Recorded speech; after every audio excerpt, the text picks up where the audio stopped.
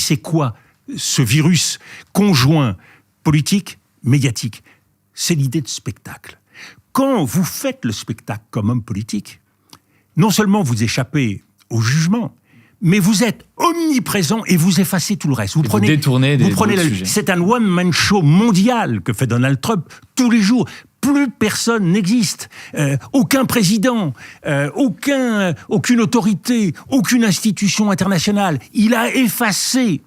C'est un solo absolu. Avec aussi une dimension on parle souvent de la fenêtre d'Overton, mais il y a cette dimension de dire potentiellement, je vais demander ça ou je vais évoquer ça, quitte à obtenir autre chose ensuite, parce que mon deuxième discours paraîtra comme plus modéré ou plus acceptable aux yeux de certains. Mais c'est là où il faut comprendre que nous avons dans la main un héritage extraordinairement précieux, que nous tenons des générations avant nous.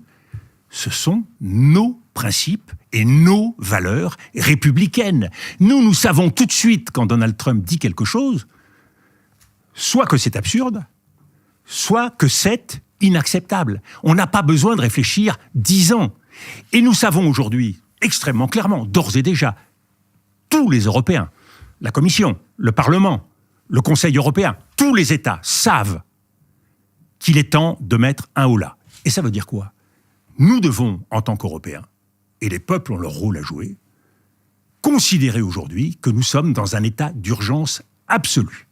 Et un état d'urgence pour se mobiliser, pour se donner les moyens, les outils de la puissance face à la puissance américaine qui n'hésitera pas à nous laminer, les outils de la démocratie, parce qu'il faut effectivement faire vivre cette démocratie et arrêter cette spirale toujours au mieux-disant. Il y a toujours quelqu'un aujourd'hui en France ou en Europe pour annoncer une mesure encore plus farfelue dont on imagine qu'elle va tout régler. Vous savez, la logique de l'interrupteur technologique, elle existe aujourd'hui en matière politique.